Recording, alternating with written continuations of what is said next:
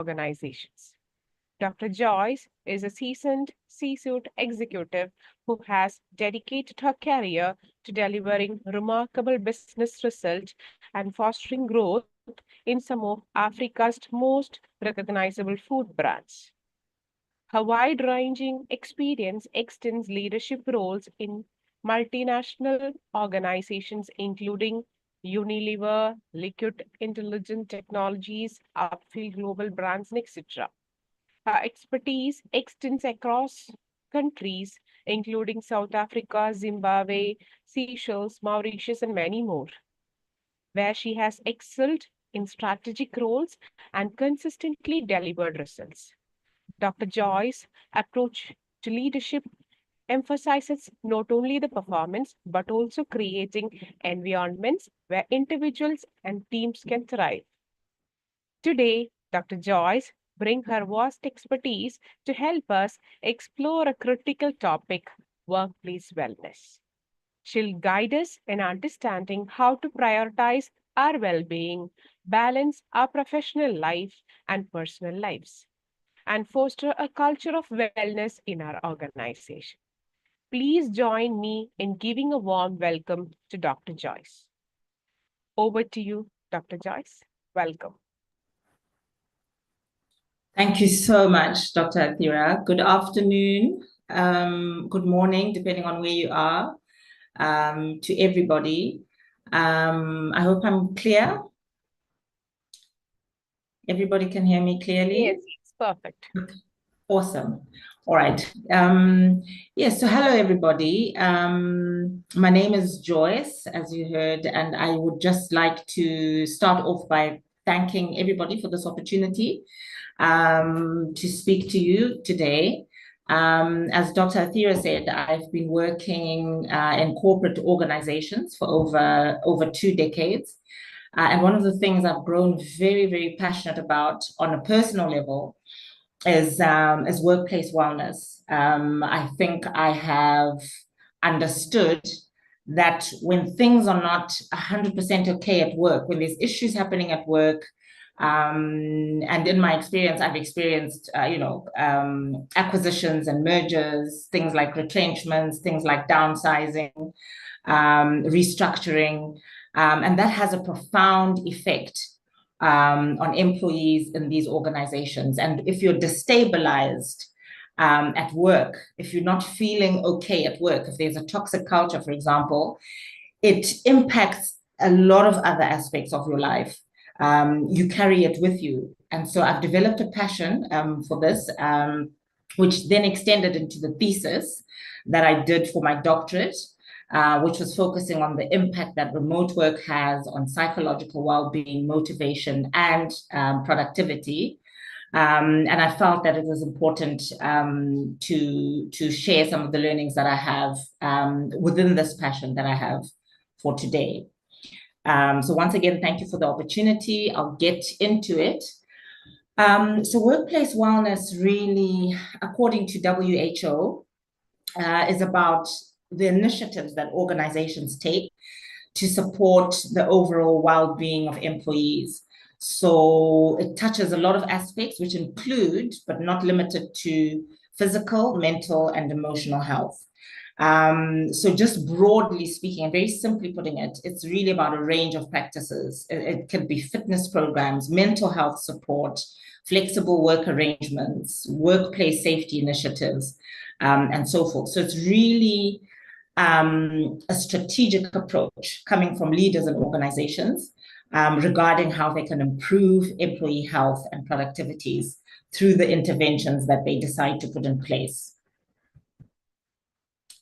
So if we look at how relevant workplace wellness is in today's corporate world, I won't necessarily go into specific examples, but I'm sure we're all aware of the impact. If you look at just this year alone, I think there's 2 specific cases that I've read of very young people below 30 who, because of workplace stress, the stress, the culture, the pressure becomes too much. and they take it to the extreme. We've read about suicides, we've read about, really, really bad impacts on people. And it's not just an impact on one person, because we don't exist as singular beings. We exist in communities, we exist in families, as sisters, as wives, as brothers, as fathers, as mothers. It has wide-ranging effects. And it was just really, really, for someone who's passionate about this subject, it was really not good for me to sort of read about some of the impacts when workplace wellness, or workplace non-wellness rather, is taken to its extreme. So if I look at the relevance, like I said before, of workplace wellness, let me just minimize this quickly. Gallup highlights that organizations that prioritize employee wellness experience 23% higher productivity and 18% greater employee retention. Additionally, the shift that we've seen, especially after COVID, where some of what happened during, that global pandemic had permanent impacts and effects on how the corporate world globally functions, the shift then to hybrid and remote work models has made wellness programs essential, because organizations have had to be very creative about how they maintain employee engagement and productivity. So again, just focusing on the global impact that this has had. So according to International Labour Organization in 2021, workplace stress has led to 120,000 deaths annually. And this is everything that happens because it starts off with stress, with pressure, with unhappiness, with unrealistic expectations that happen in a workplace, and costs businesses about 190 billion in healthcare expenses. That's in America. In Asia, we've seen that over 80% of employees report to sometimes have experienced high workplace stress. And then this is, due to the long hours, the expectations, the demanding work cultures. In Africa, we find that limited workplace wellness programs exist. So there's significant productivity losses, and there still needs to be a building of awareness around wellness needs in industry across sub-Saharan Africa. This is also from ILO, just to understand that it's not something that employees can foster themselves and nurture themselves, but there needs to be a really strategic approach to how we can drive productivity and company performance and company longevity through structured workplace wellness programs. So moving on to workplace well-being and productivity specifically, I think that when, during my research, one of the things is that organizations don't necessarily put well-being, wellness at the center, especially when they're driving for, it could be a private equity firm, it could be a firm with demanding shareholders and stakeholders. Business results must be delivered, but to help propel results and to help maintain consistent organizational performance, it's really, really key that a focus is placed on employee wellness. So if I look at how this impacts productivity, we can see that things like well-being, job satisfaction, employee mental health, physical fitness has been proven beyond a doubt to enhance employee engagement, productivity, and retention. So we see the companies that are at the forefront of driving wellness programs and really injecting wellness into the fabric of who they are as organizations. When they make this investment, we see that there is reduced stress, there is reduced absenteeism, there's higher employee morale, there's reduced employee turnover and people trying to look for other work opportunities elsewhere. There's also financial advantages. So we see that research has shown a positive correlation between employee satisfaction and profitability. Employees who are well and satisfied and motivated contribute to increase discretionary effort. And by discretionary effort, I mean going the extra mile, something that you may not have to do, but you see it will benefit the organization. You go for it even without necessarily being asked or tracked, or it being part of the objectives that make up your performance appraisal. It fosters innovation and creativity and team collaboration cross-functionally, but also within existing teams in the same department, is strengthened quite significantly. And all of this together works to drive business success. We also see that there is competitive advantages. So I missed that out. Competitive advantage in the sense that you can see the difference between organizations where employees are happy, they're motivated, their creativity drives that business innovation. There is a difference between organizations who focus on wellness and the ones that don't. There's also talent retention and recruitment costs, because you're retaining your employees and you're nurturing their talent. And as the longer they stay within organizations, the more they can contribute to the success of the organization. If you're not constantly having to recruit, we see that this is really a benefit of, within companies that focus on wellness.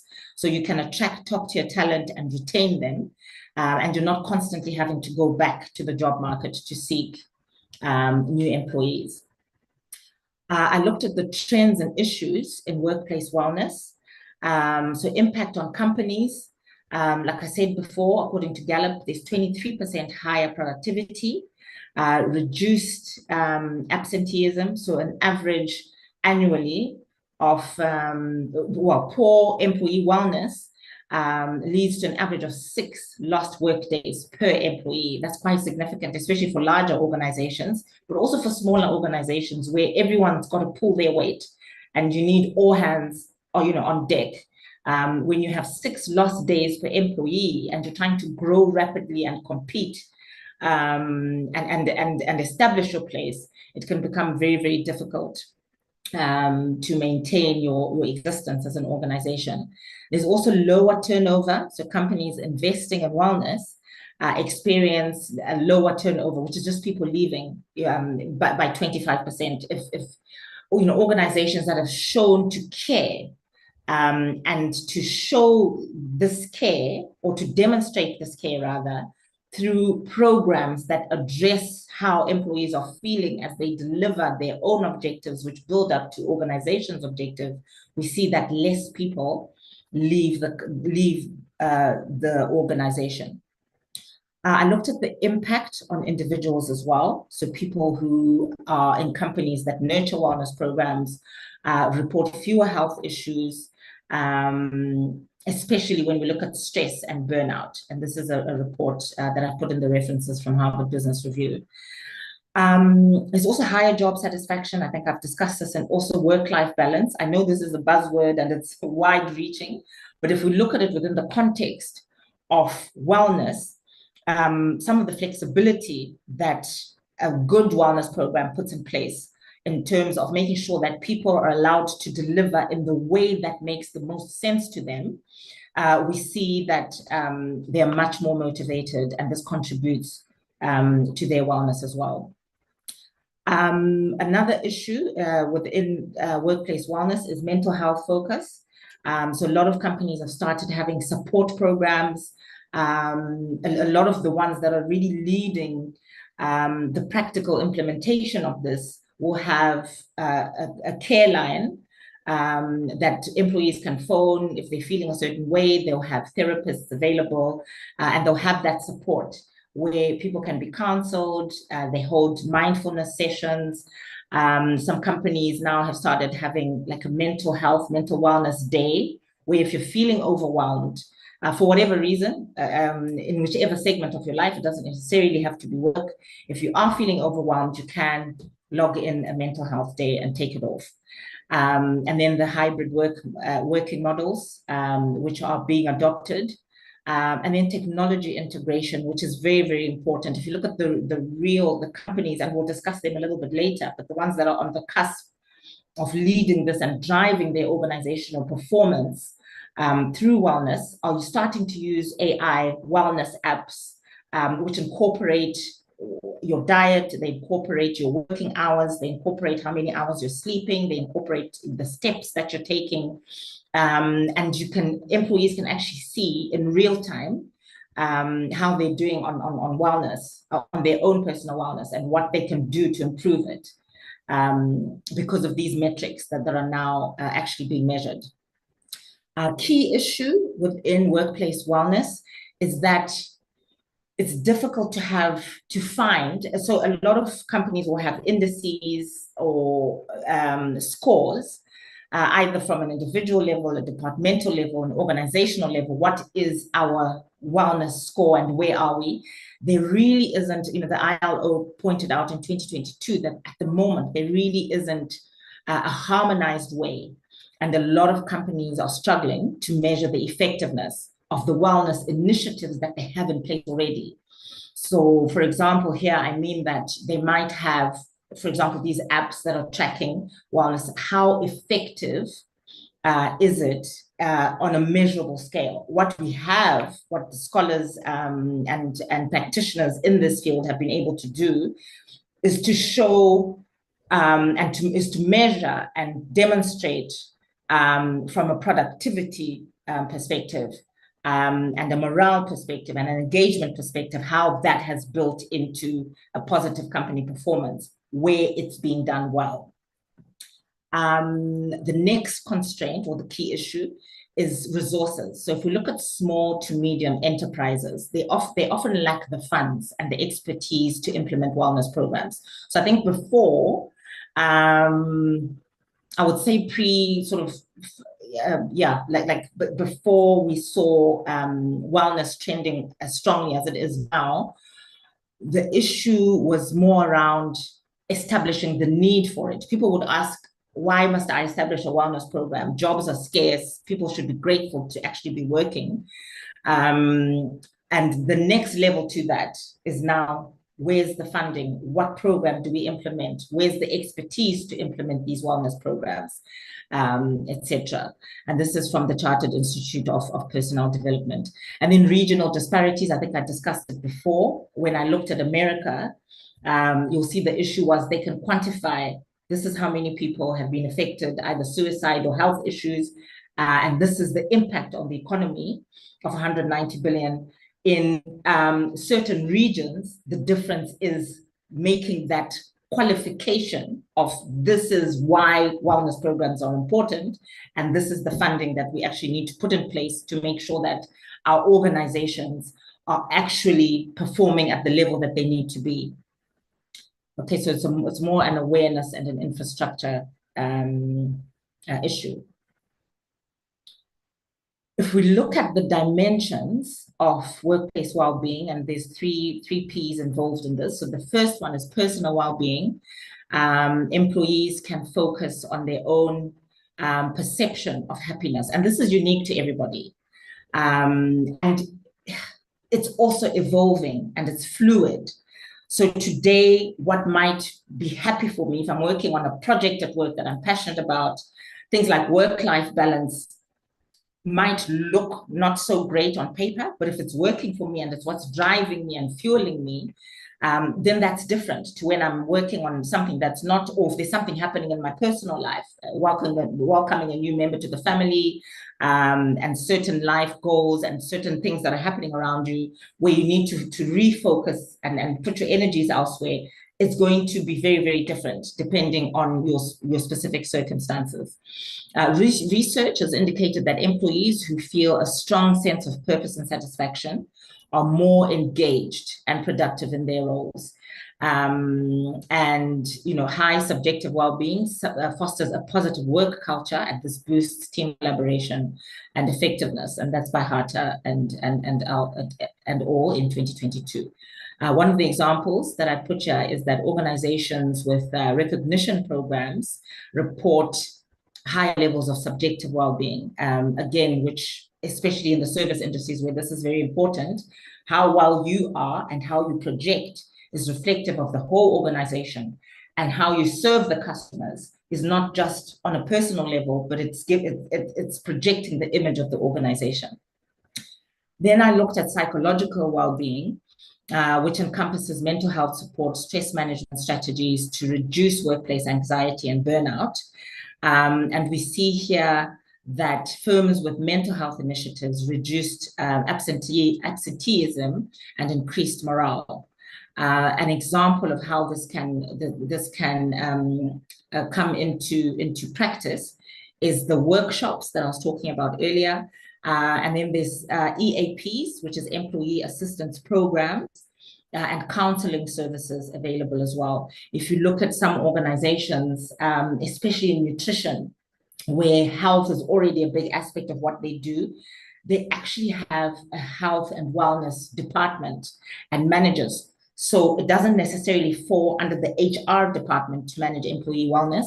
There is a health and wellness department, which is responsible for, checking on departmental sort of metrics. How's everybody's blood pressure?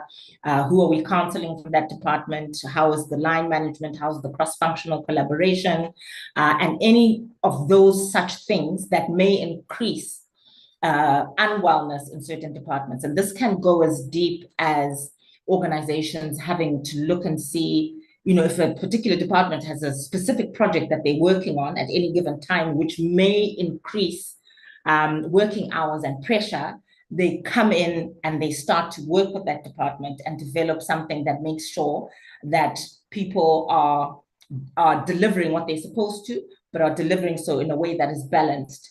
And that helps them to ensure that they're well and they don't burn out and their work-life balance is not compromised.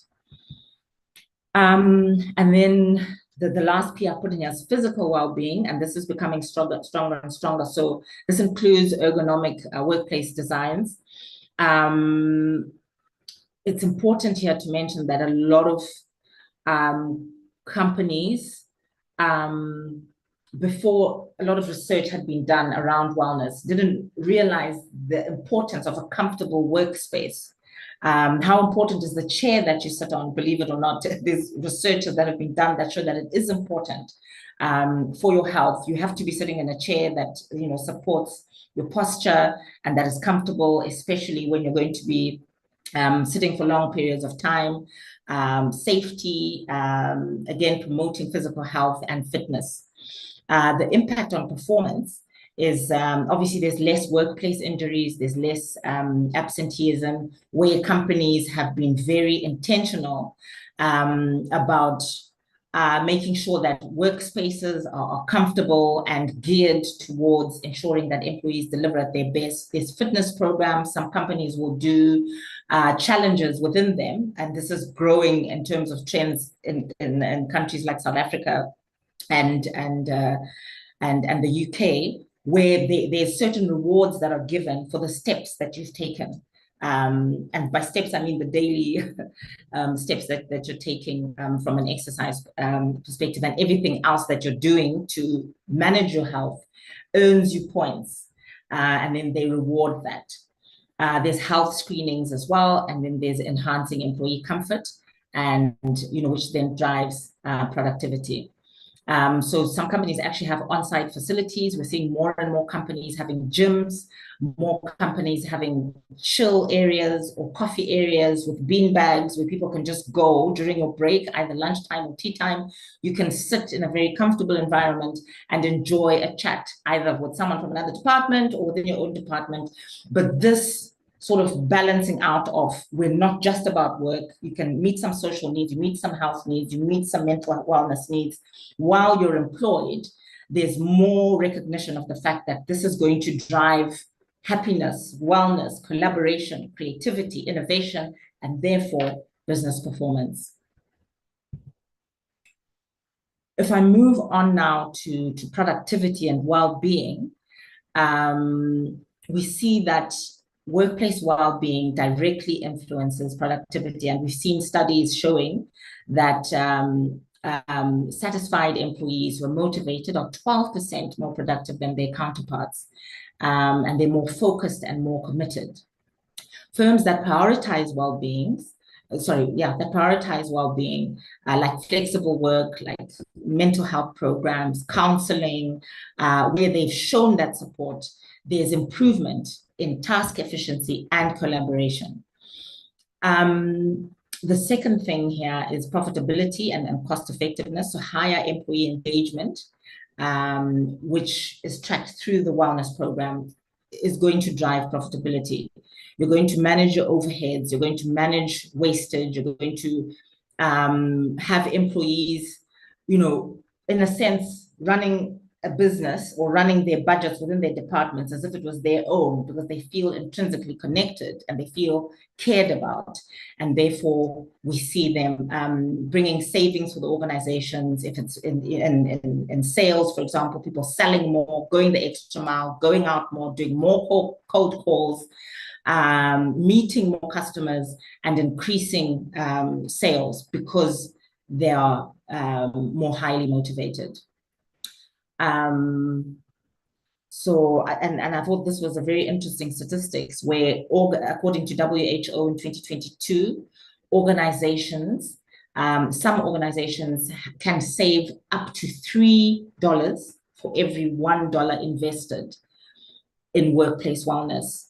So there is a multiplier effect here where what you're investing, your return on investment, rather, is measurable, and it's also exponential. The third thing was about retention and turnover. So we can see here the 25% reduction in people leaving that I mentioned before. You can see within wellness initiatives, companies have put in their career development opportunities, stress management programs, and these just help to foster a very strong connection between the organization, especially in high pressure industries. And I think it's important to mention here that wellness is not about taking pressure away from employees. It's not about going back to shareholders or going back to business owners to tell them we're not going to deliver on objectives because we need people to be happy. That's not what wellness is about. Wellness is about understanding that organizations have a mandate that they need to deliver. And a lot of the time, in cases where money has been borrowed and it's a private equity and it needs to be paid back at a certain interest within a certain, time-bound period, business results still must be met. However, how to meet those results and how to increase the likelihood of those results being achieved has got a lot to do with the people who are required to deliver those results. And if they're not well, if they're not geared for it, if they're not motivated to be able to do that, then we start to see problems. We start to see high turnover. The HR department is inundated with recruitment requests for new employees. The employees that are there are reporting, like I said before, an average of 6 sick days annually, and so forth and so forth. So market valuation is the fourth one, and organizational reputation. Companies that are well known for prioritizing wellness have the ability to attract top-tier talent, gain a competitive edge, strengthen relationships with customers and stakeholders as well. So where your employees are motivated and happy and doing a good job of customer service, this filters down. Your customers, your stakeholders will always be able to gauge whether organizations accept it or not. They'll always be able to gauge and have an image of the company through how their employees are projecting. Harter et al. 2022 have evidence that shows that firms with the strong well-being initiatives enjoy higher market valuation because of higher, enhanced performance metrics and reduced inefficiencies as well. So if I move on now to the impact of well-being on productivity, cost savings, which we've discussed, wellness programs cut absenteeism, like we said before from Gallup, turnover is reduced, improved health outcomes because you've reduced your stress, you've reduced your burnout, there's lower medical claims. A lot of global organizations cover medical claims and insurance expenses as well. There's evidence, clear evidence of higher profitability, 21% higher, according to Harter and al. in 2022. Retail and hospitality companies report improved customer service, and this boosts sales, it boosts customer retention, reduces churn, increases loyalty. And then we see long-term benefits, which include a better brand reputation. You can attract more investors and get top talent as well. I'm moving on to talking about the impact of workplace well-being on productivity. So it's a continuation.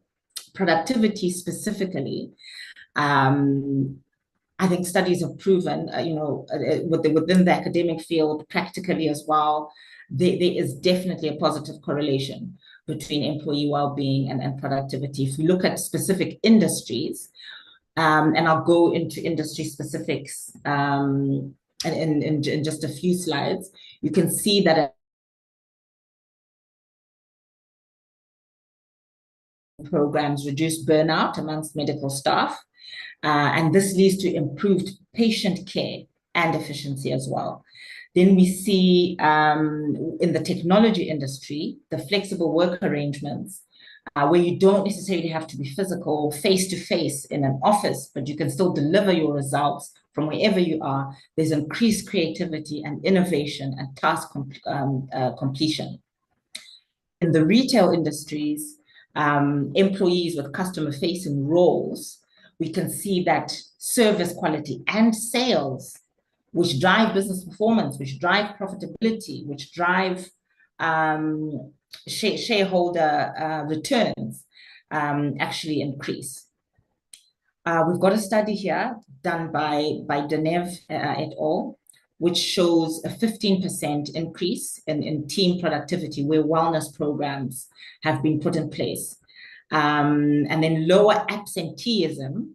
So remember before we said where workplace wellness and the culture is bad, we can see an average of 6 lost days per year per employee.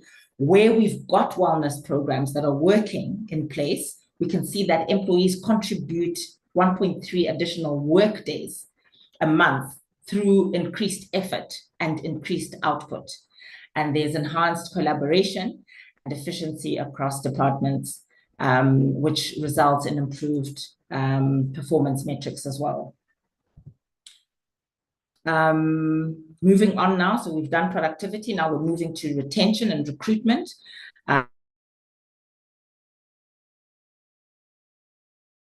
In industries with high attrition, they're already highly stressful industries, either competitively, we can see healthcare and IT are more likely to stay, in industries like healthcare and IT, we see employees are more likely to stay with companies that support their well-being.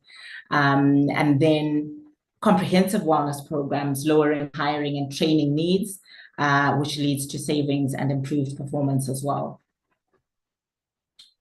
When we look at recruitment, companies with strong wellness policies appeal to job seekers, especially millennials and Gen Zs, who value work-life balance and mental health support. And I think we're seeing more and more, we've gone through studies where we're seeing that Gen Z employees don't necessarily fit into the current mold of how corporate operates, where it matters what time you get to work, it matters what time you leave, it matters what time is. The focus is moving towards what is your output, what is the expectation of what you should do, and are you delivering on that? And it's less about if you're not here by 7 or 8, there will be a consequence to that.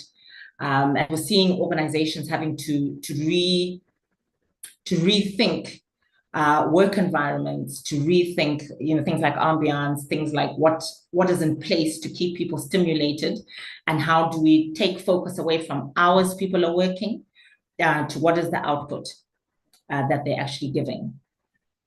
Dr. Athira, I'm not sure if I'm still clear.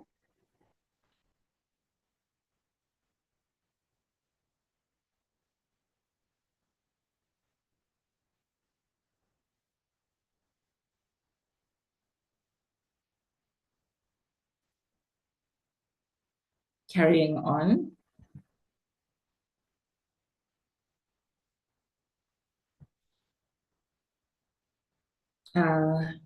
Aswin, is everything okay? I'm just checking. Yeah. Okay. Oh, thank heavens. On my, I saw something that says unstable internet connection. Okay, fantastic.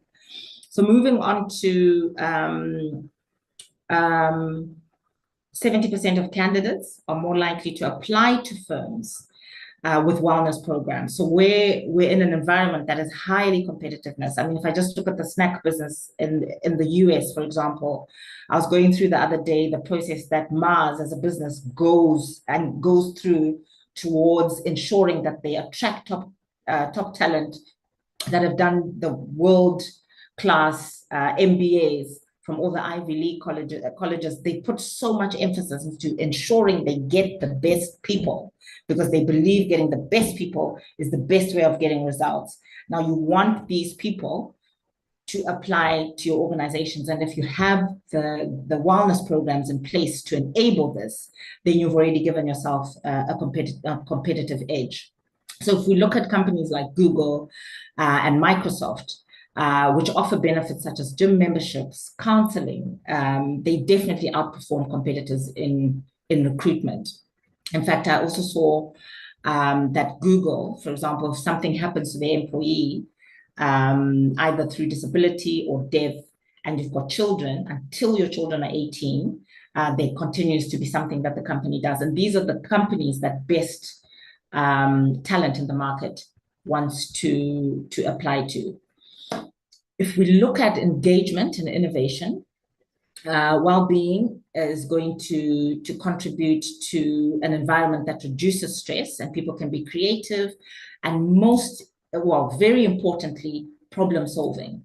Especially when you start to look at your middle-level managers and your strategic managers, you want people who solve problems and move forward. And that can be a problem that is emerging from the quality of whatever product you're providing. It can be a problem with something that's happened with competitors and they've launched a new product and it's impacting on your sales. How do we solve this problem? And you need people who are mentally agile and who will solve problems very quickly for you. Employees and companies that prioritize mental health and job satisfaction are more likely to contribute to innovative ideas. We look at collaborative working environment. So how do you strengthen your team dynamics, build trust, reduce conflicts, encourage collaboration? Employees with high job satisfaction are more engaged in teamwork. And it's not just about an individual who's looking at how do I do what I'm supposed to do and go home, but it's someone who's saying, I've done what I'm supposed to do, but I'm motivated enough that I'm going to my team members and seeing how I can plug in and make sure that the whole team succeeds together, which boosts efficiencies. And then evidence from high performance firms. Salesforce is a really, really good example of an organization that has come up with a great wellness program. And they use wellness strategies such as mindfulness training, which is something new, but it's gaining traction in terms of realizing that the mindset that people have, it must be a growth mindset, a positive mindset, a problem-solving mindset, and it's going to have an impact on how your organization performs as well. And then case studies have shown that companies with strong wellness initiatives, like I said before, outperforms competitors as well. If we go into now the theoretical underpinnings, we all know and love Maslow. So if I look at his hierarchy of needs, which are, physiological safety, love, esteem, and self-actualization, how is this relevant and how can this be used or be utilized as a platform for how to understand and move forward with wellness programs going forward? So employees address lower level needs, and lower level needs are much better to quantify and to package and to deliver. Things like salary, safe working conditions.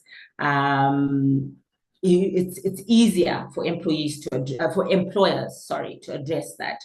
Higher level needs, we can say, can be addressed through recognition, career development, growth opportunities. When it comes to wellness, we can argue that it's a level ahead of this, because you can't be self-actualized if you're not well, if you're not stable, if you're not balanced enough to deliver consistent performance, and to be stable enough to deal with all of the challenges that come with, having a high pressure environment. Employees who self-actualize obviously would therefore be more engaged and more motivated, productive. If you look at the JDR model, the job demand resources model, it states that performance is optimized when job demands, like workload and all the other things I've mentioned, are balanced with resources like support, autonomy, and wellness programs. The organization does better. Where there's not enough resources and not enough support and no recognition of what people go through as human beings who are multifaceted, where there's no recognition of that, you then start to have to deal with issues like burnout, and resignations. Organizations that apply the JDR model do experience higher productivity and lower turnover. So I'll go back to the point I made about it being important to understand that we're all multifaceted, and at any given time, there's different things happening in people's lives, and wellness programs help in the sense that they take that understanding.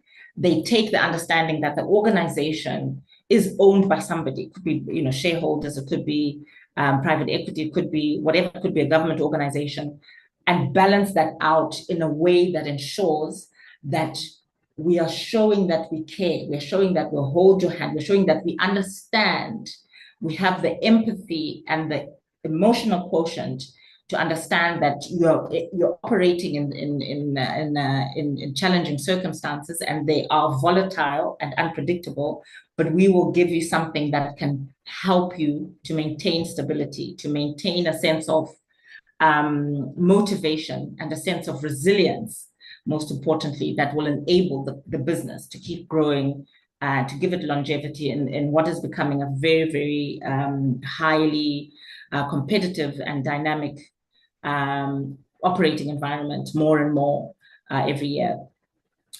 Deneuve and all proposed a framework that links subjective well-being, which is personal, which comprises happiness, job satisfaction, to organizational performance. And it shows that obviously happier employees are more productive and innovative. But most importantly, the framework actually highlights the strategic importance of investing in workplace well-being at all. And like I said, with a lot of organizations, they are yet to get to a place where they understand the value of having a wellness program which partners with business objectives, and how to then drive that forward to drive profitability and market competitiveness. If I now look at mental health and stress management, it is important, especially for rapidly growing organizations which exist in highly competitive environments, highly regulated environments. It's important that these policies reduce stress and boost productivity and promote resilience. So stress is a leading cause of burnout, absenteeism, and job dissatisfaction. We see that companies with mental health initiatives, according to Harter and all, mental health initiatives report a 30% decrease in stress-related absenteeism and a 20% increase in morale. We see here within mental health and stress management the importance of key programs and initiatives. We spoke about counseling services before, where employees who are feeling overwhelmed and just like there's too much happening all at the same time, everything is expected, all of they can get counseling, and they can get the help they need to manage stress and all of the personal challenges that they may be having. We go back to employee assistance programs, which can be a whole range of things, and organizations have the benefit of being able to customize a lot of the services they offer within their wellness programs, which include, like I said, the confidential counseling, stress management resources, and courses and training. And in some cases, some organizations actually offer some guidance on how to manage your finances, how to manage the stressful situations you're going through. They have mentorship programs in a lot of workplaces these days. And these address all of the things that can affect how employees are doing within the workplace.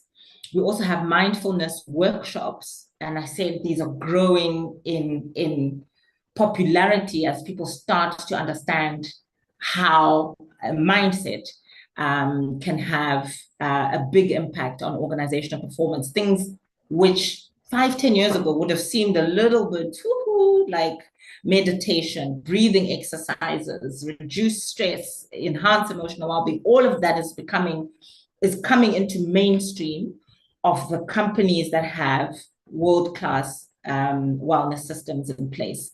I go back to Salesforce, which has got a great wellness strategy. I looked at Danone's wellness strategy, and this is one of the companies I was talking about before, which have in their big businesses around the world, they have a health and wellness section or a department within the organization, which is addressing how employees are feeling at work. And it contributes to all the positive results that I've spoken about before. We go now into flexible and hybrid work models. So, and like I said, this is even more important now after coming from a place where remote work was necessary in many industries around the globe during the global pandemic, and some of the impacts of what happened as organizations restructured to stay open, but also stay competitive and relevant and alive. We see that this is becoming more and more important in the context of millennials, Gen Zs, etc. So employees with flexible schedules, we've seen a 15% increase in productivity, and these arrangements are especially beneficial for people with other arrangements as well, like parents, caregivers, pet owners as well, is becoming more and more important around the world for employers to recognize people's personal circumstances as they gear towards delivering on their objectives. Hybrid work models has become very important. You can see within a lot of recruitment strategies as well.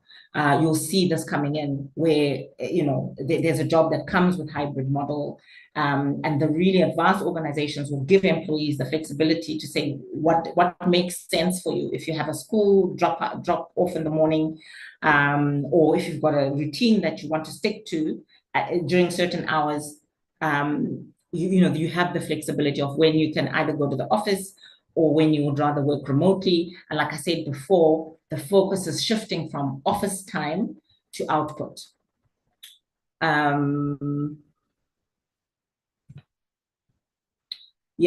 move now into industry-specific perspectives. These are just perspectives, and they're 100% sort of everything I'm saying is what my opinion is from the research that I've done. So we go into this. We look at firstly the healthcare sector. So we said before, it's a highly stressful sector, especially when you're dealing, especially if you look at the context of the pandemic and what health workers had to go through. Highly stressful, burnout, long hours, emotional demands when you lose a patient or you see a burn victim who's 3 years old, and it really affects you.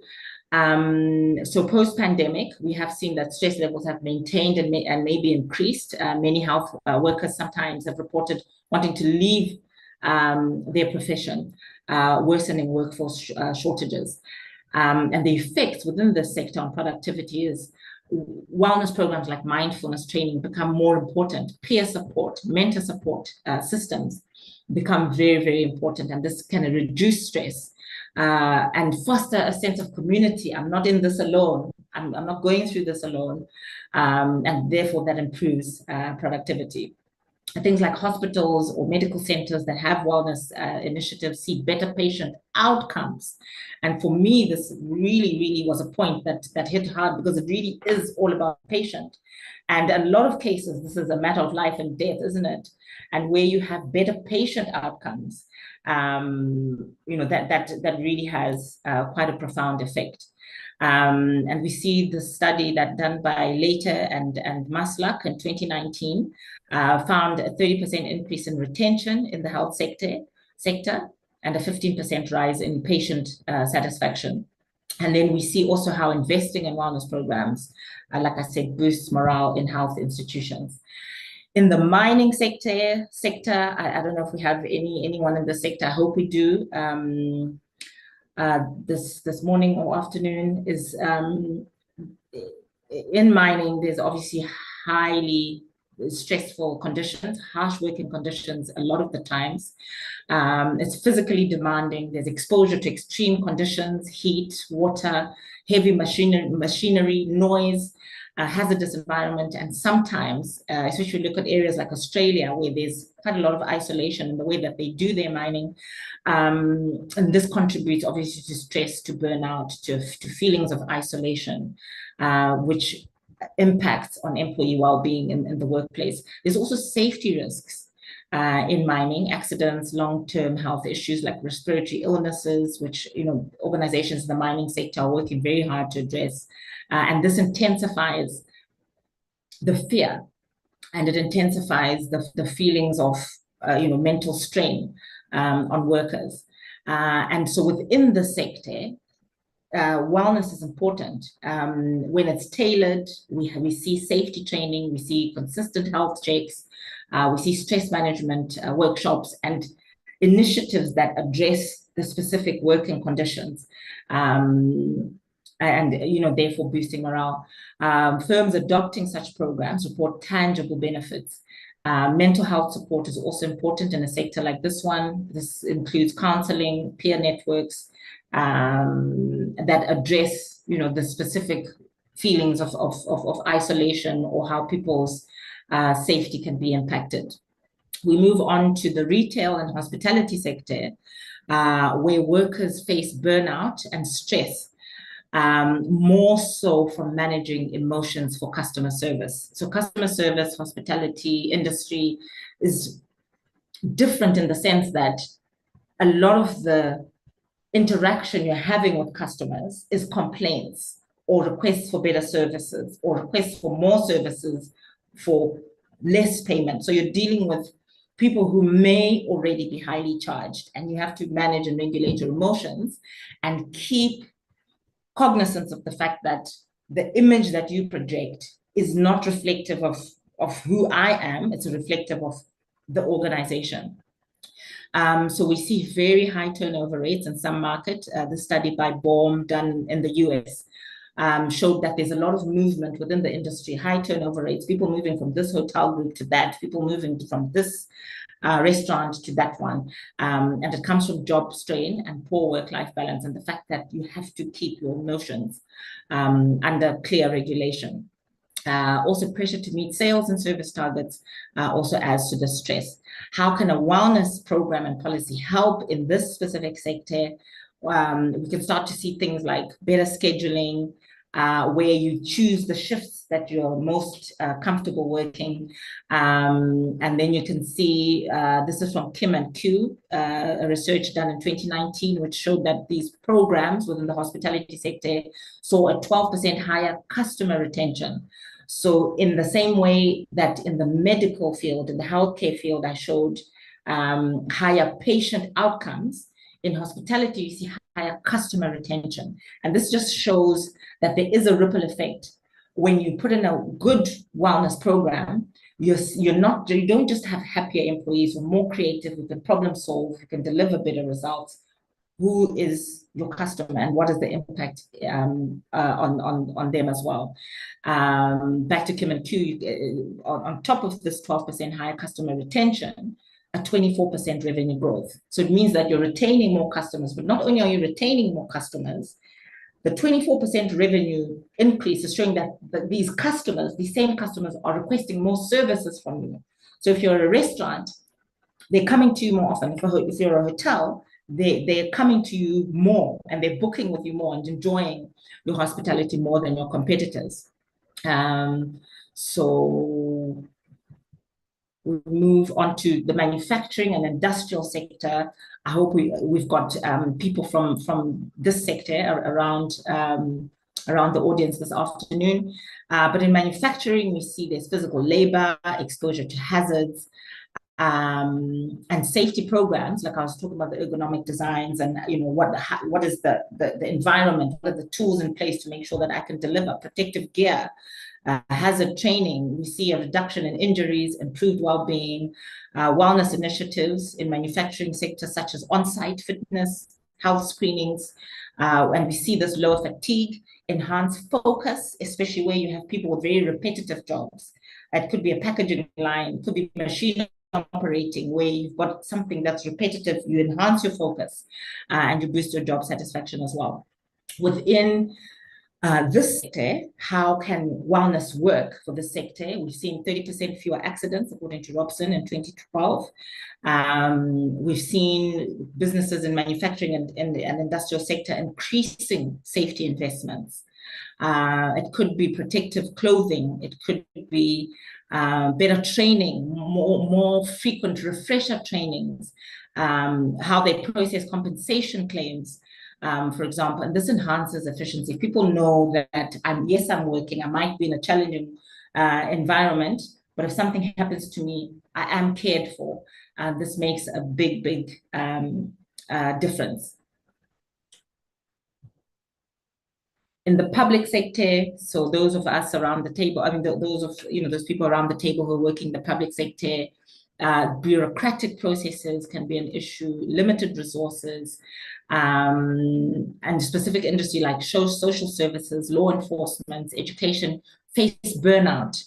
And a lot of the output is very visible. If you're a teacher, especially for children who are in important years, for example, GCSE, your input is going to reflect in your output. And that output is how your students have actually performed, isn't it? So it's stressful, and it can lead to burnout, emotional strain, heavy workloads, and obviously public expectations where you're servicing the public. And the importance of wellness initiatives in the public sector is that burnouts reduce, there's less stress-related absenteeism, and it's well worth the time. It's well worth it for organizations in the public sector to invest in training programs, workshops, mental health support to strengthen resilience.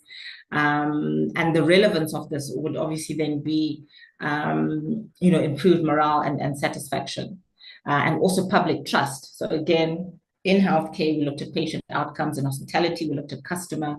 And in this sector, we looked at the public trust and the public perception of the industry. In agriculture and farming, there's physical exertion, repetitive tasks, exposure to hazards, weather, pesticides.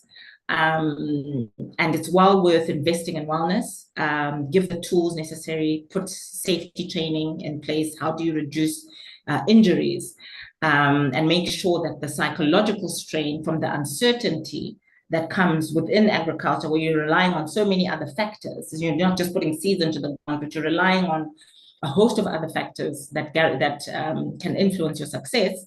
How are you managing people's dealing with whatever eventualities that they might come across? So within the sector, we see wellness programs reducing injuries, absenteeism. There's a case study that I looked at done by Malborn and all, which showed that a farming cooperative reduced industries by 14% and increased productivity by 12% as soon as they put effective wellness programs in place. Media advertising, this is probably the last one I'll do. We can see that these industries face high emotional demands, having to balance client expectations and deadlines, still having to break through the clutter of all the media that people consume on a daily basis and deliver an artistic vision, all of that. And there is, financial instability because of the nature of these industries, and it can worsen people's feelings of are not necessarily well. And you can see this study here done, which shows that 50% of creative workers at some point will report some level of anxiety or depression. And the importance of addressing this burnout with an effective wellness program is that you'll see when employees in the sector are not well, when they're not okay, creativity is reduced, focus is reduced, so is productivity and performance. And when you give, a package, a wellness package, counseling, mindfulness training we've discussed before, schedules, you can see that this fosters a good amount of resilience. And we can see from McRobbie that the tailored wellness initiatives like creative breaks and flexible work policies. Creative break, just refers to what I was talking about earlier, where there can be a games room, a pool table at work, there can be bean bags, there can be things that people can go to decompress. And that's becoming more and more important. And like I said, it's not just restricted to this specific industry. We look at a case study here of this advertising agency that increased output by 25% and reduced turnover by 7% through having mindfulness workshops and more flexible deadlines. This was Banks 2020, and deadlines is a really big one because it spans across all industries. I think whoever you are, wherever you work, you always work within having to deliver within a certain time. And within reason, there must be a feeling of, if I want to put in more work, or if I want to do more research, or if I need to sharpen my output, I do have the ability to do that. That's very, very important. And then wellness programs also improve, ultimately, your company reputation. Because like I keep saying, even when I see companies and organizations that don't feel like wellness is such an important part of delivering their results, and they think just be happy to have a job, it affects your reputation. Because like I keep saying, who you project to customers, to stakeholders, even to competitors, to everyone around you, is a reflection on the organization as well. And companies need to recognize this. And you have to attract top talent, enhance team collaboration and customer satisfaction as well. So now I'm moving into the last part of my presentation today, which is how can we all around the table safeguard our own mental well-being and our own general wellness and well-being in the context of all of these pressures that we know we're going to face. And I'll reiterate a point here that workplace wellness and that field and the packages and the implementation that comes with that is not about creating so much comfort that you stop delivering on your objectives as an organization. It's not about having people coming to you saying, I can't meet my deadline, I can't meet my sales target, I can't meet, and think that is how you impart wellness. It's not. The organization still has to deliver, still has to perform, still has to deliver shareholder value. And within that, how can we safeguard our own wellness and, in fact, sharpen it and increase it? So the different things within that are, if you do address your wellness appropriately, you improve your morale, you boost employee satisfaction, you increase your productivity, you're retained better within which organization you're working with, there's reduced absenteeism, and you start to make, smarter choices and decisions. So the importance of personal well-being and how you develop your career. So there is productivity. So mental and physical health is always, when it's good, going to support consistent and higher performance. There's also stress management practices that you can put in place. The next thing is burnout. People experience burnout from prolonged stress. When you're stressed for a long period of time and you're working long hours over a long period of time, eventually it catches up. What you're banking the negative, and eventually it's going to show itself up in burnout. And you then, which brings me to my next point, which is protecting well-being prevents the exhaustion and ensures motivation, inspiration, and resilience.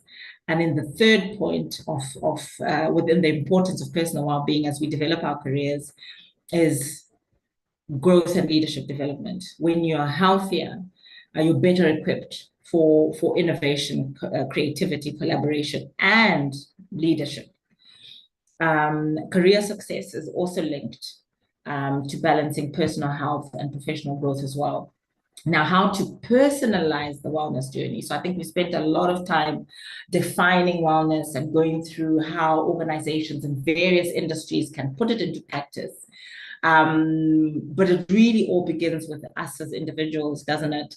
And it's unique to everybody. So like I said before, what defines wellness for one person who could be single, living with 2 cats, starting out their career, to someone else who's got a family, who's 20 years into their career, what the definitions of wellness is going to be very different for those two. So the first thing on how to personalize your wellness journey is you've got to understand your personal needs. And there's lots of tools that can help us to do that. Surveys, wellness apps, a lot of them are free. And you can have a reflection on your sleep patterns, what triggers your stress, what is your current work-life balance, and are you happy with that? Because that will change and that will evolve, and it's very fluid. And what are your fitness levels? Example, Kabat Zen 2018 is who I'm quoting here. Tools like Fitbit, for example, Headspace for mental wellness are part of what we can use. Goal setting, so you have to align on your personal well-being goals. And how these link with your career aspirations. So if you do aspire for a leadership role, you have to focus on stress management techniques and emotional intelligence, because you're not just worried about yourself as an individual. You have to have accountability for the whole team and how they are feeling as well. And then setting smart objectives that are realistic as well. The third aspect of how to personalize our well-being journey is adaptability. You have to understand that your personal and professional priorities are going to change over time. How do you keep revisiting? So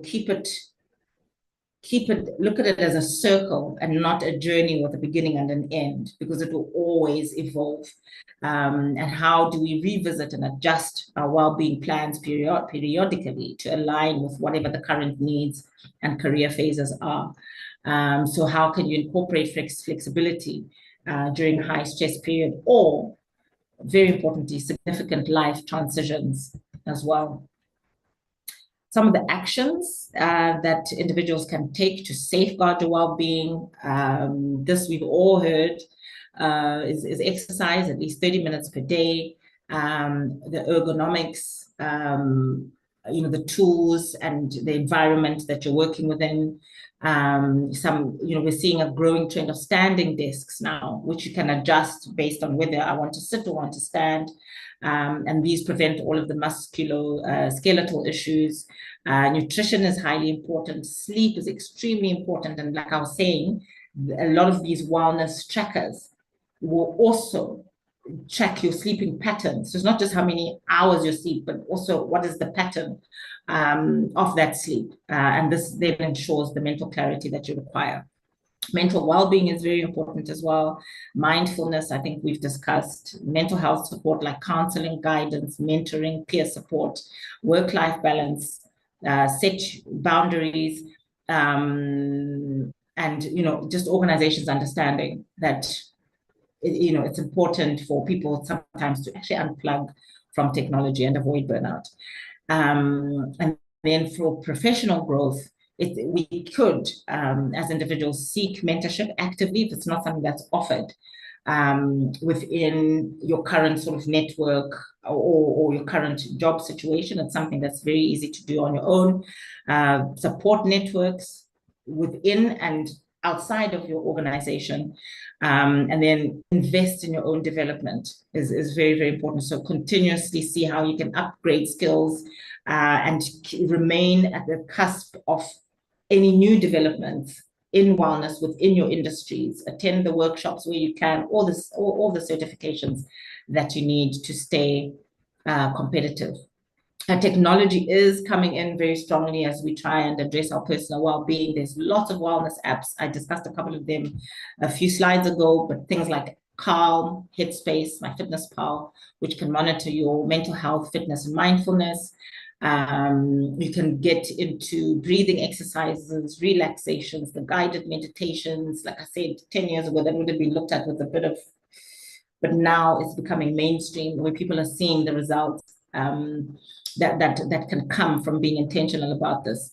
And then fitness, I mean, it's unlimited, isn't it? I think we all know different ones, Strava, MyFitnessPal, all of that.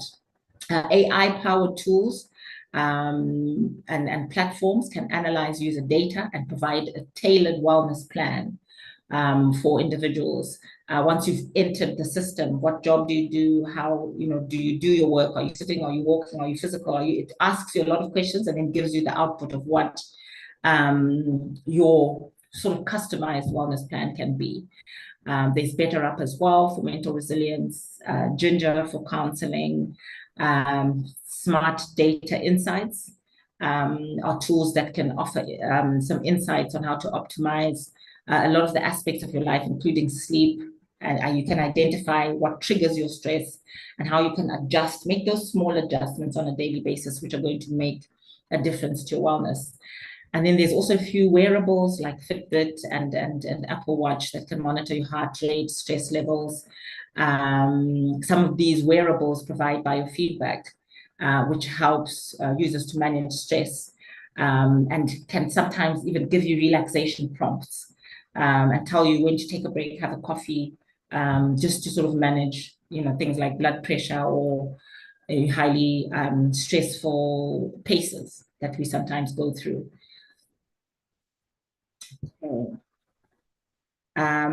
Building a sustainable well-being routine, you've got to be consistent. Like I said, it's the small daily habits, small adjustments on a daily basis, and even just a small amount of time dedicated per day is going to make the difference. Reflection, self-reflection. I think we learned this, during the doctorate that I did. It's important to self-reflect. Take a breather, take a step back, track your progress, how you're doing, assess yourself.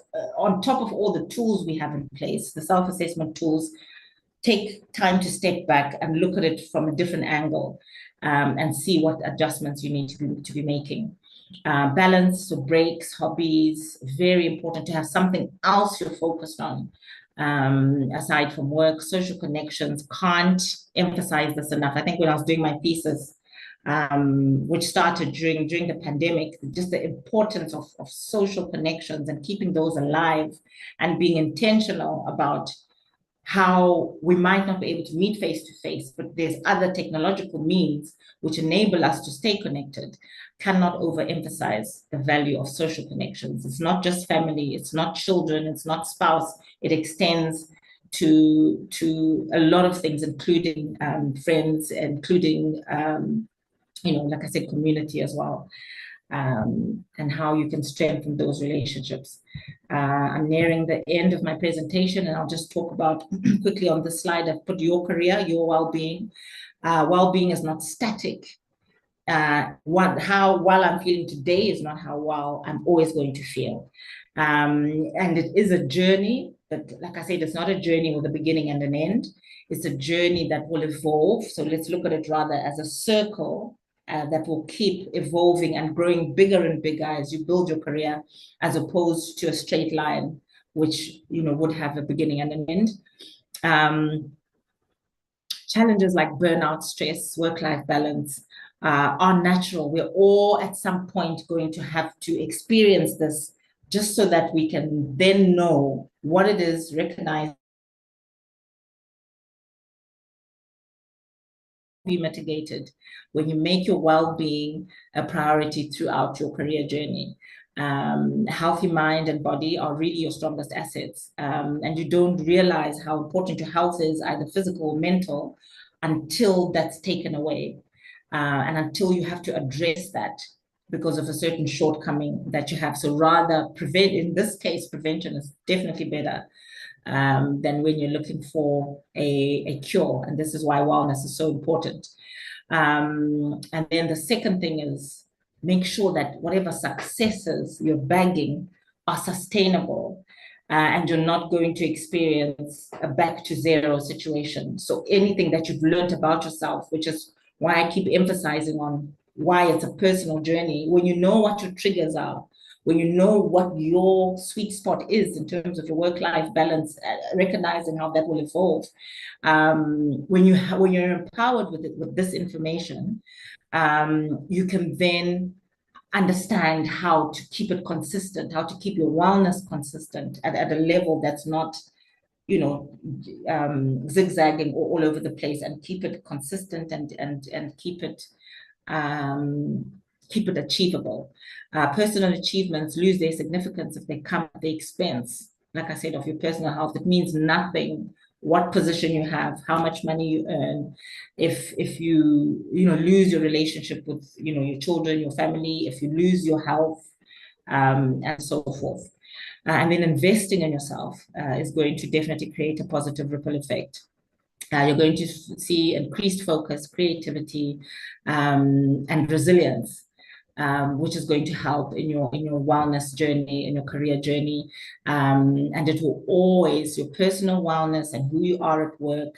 And if you recognize the fact that it's got a ripple effect on other aspects of your life, how you feel within your workplace is going to affect other aspects of your life. And once you accept that, you're going to manage that ripple effect, understanding that the better I am in my work environment, the more I'm going to be effective in the other roles that I have to play in my life. So I will pause there. I think there's a question section now.